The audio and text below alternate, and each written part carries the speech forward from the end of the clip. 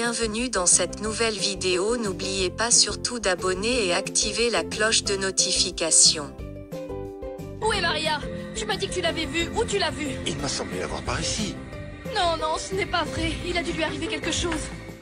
Florencia se mit à pleurer et ne cesse pas de demander où est Maria car Renato dit qu'elle l'a vue à la cérémonie.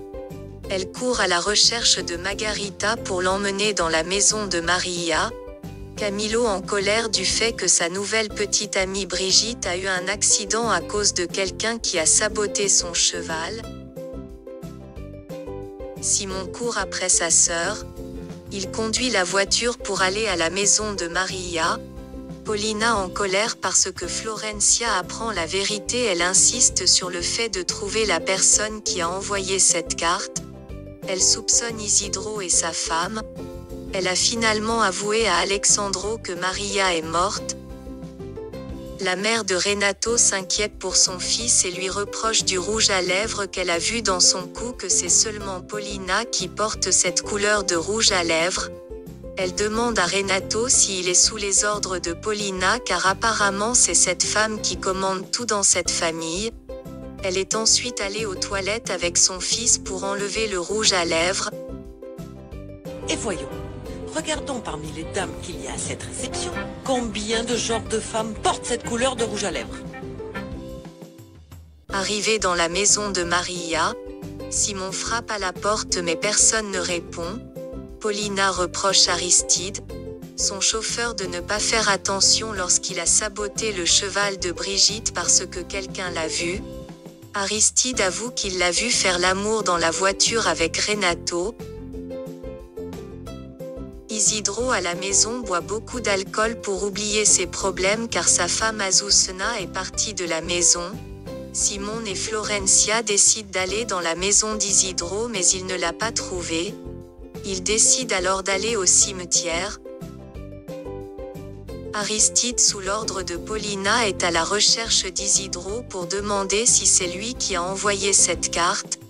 Arrivé au bar où Isidro fréquente souvent, Marcela, la danseuse en chef de ce club, refuse qu'il entre. Ces deux finissent par se battre.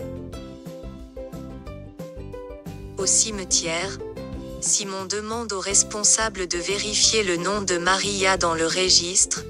Florencia est dévastée quand elle voit le nom de Maria. Maintenant elle est convaincue de ce qu'Irène lui a dit, que Eduardo est dans le pays. On veut juste savoir si une certaine Maria Suarez Montenegro a été enterrée ici ces derniers jours. La voilà. Il faut que quelqu'un nous donne une explication, bon sang. Federico dit des choses affreuses sur Maria, qu'il était temps pour cette femme de mourir, que cette femme ne représente rien pour lui. Marco est très surpris de ce que Federico a dit sur sa mère.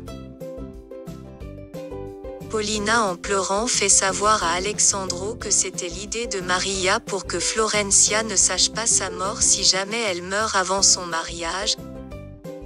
Sur la tombe de Maria, Florencia n'arrête pas de pleurer et Simon essaie de le réconforter.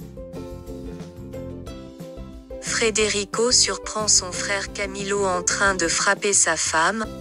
Elle est devenue inconsciente. Pendant ce temps, Marco Vieira cache derrière un arbre en train de regarder la scène. Alexandro décide d'aller chercher Isidro mais Paulina refuse.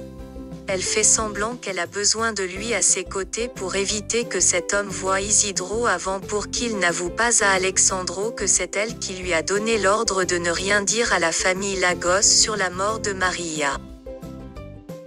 Je vais chercher Isidro. Non, je t'en prie, ne t'en va pas. Je t'en supplie, viens. Je ne veux pas rester seule dans un moment pareil, mon amour.